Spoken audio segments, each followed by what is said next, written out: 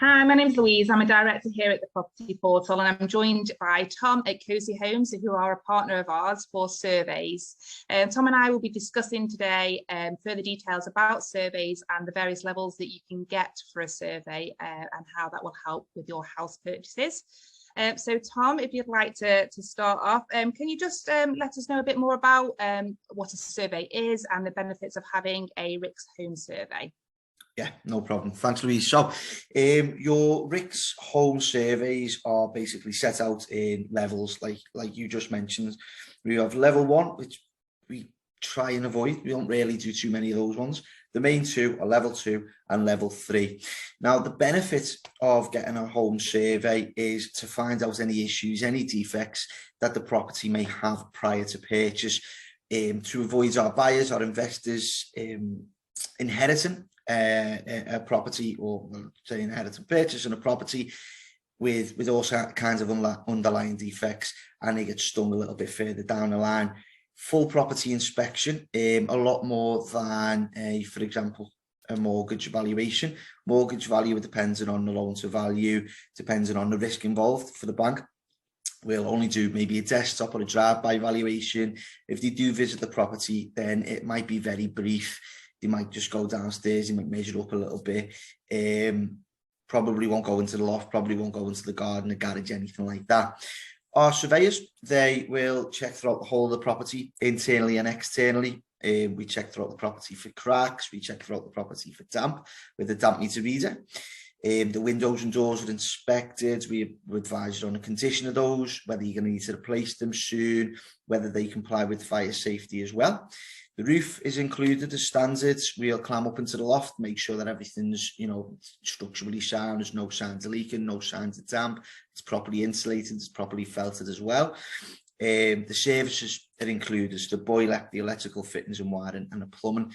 The ground surrounding the property are inspected too. We spend on average, for a normal size house anyway, from 1 to 3 hours on site, depending on the size and the condition of the property and the surveyor's findings. Of course, you don't get that level of detail of an inspection anywhere else. And as I said, the point of it is to have a professional, an expert, if you like, in that field, finding these defects. Hopefully that we don't find any. We like when we don't find any, but sniffing those out prior to you purchasing and then finding out that 6 months along the line you've got to fork out £5,000 for a new roof. That's it, isn't it? I think it's really key because I know the upfront costs of a survey, a couple £100, but if you're talking about the largest probably investment of your life, you want to make sure that you're not going into you want to make sure you go into it with your eyes wide open, I would say, wouldn't you?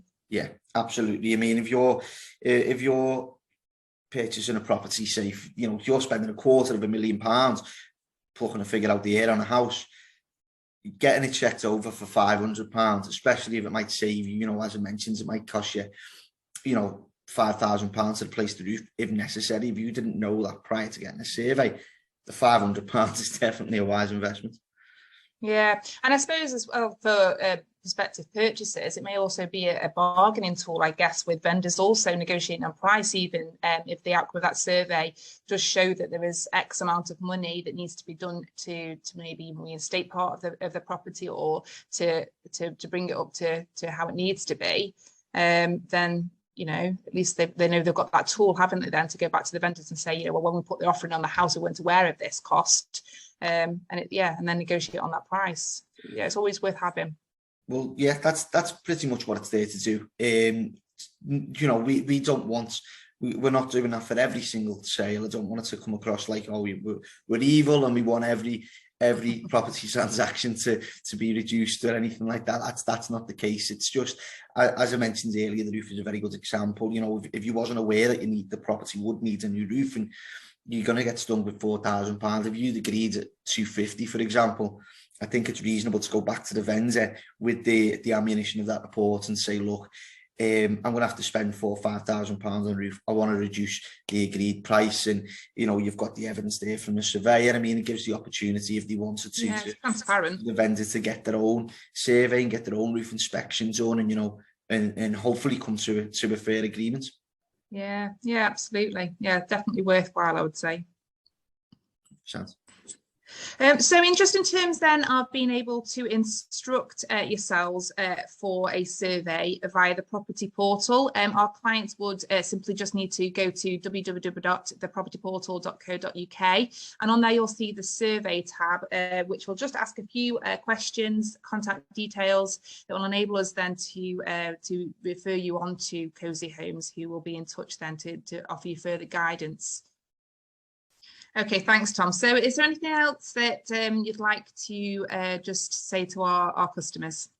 Yeah, absolutely. So once you've spoken with or submitted your inquiry via the property portal, either myself or one of my colleagues will be in touch to discuss, as I mentioned earlier, the different level of surveys, and we'll be able to provide a quote for whichever one is most suitable. To decipher which one's most suitable, just very briefly, there are two things we look at. First one is the property's age. We have a cut-off point of about 70 years. So well, let's say 70 years, 1950, for example. If it's built 50s onwards, we'd recommend a level 2, or it's built prior to 1950s, we recommend a level 3. And then the second thing we look at is whether there's been any structural modification, for example, an extension, the loft or garage conversion, or like internal walls removed, restructuring of the property, that kind of thing. We always recommend, regardless of age, a level 3 survey, because it goes into a lot more detail regarding structure and building regulations than the level 2. So yeah, but obviously, as I say, we can discuss that upon inquiry. That's really interesting. That's great. Well, thanks for your time today, Tom. No problem. Thank you. Thank you. Bye.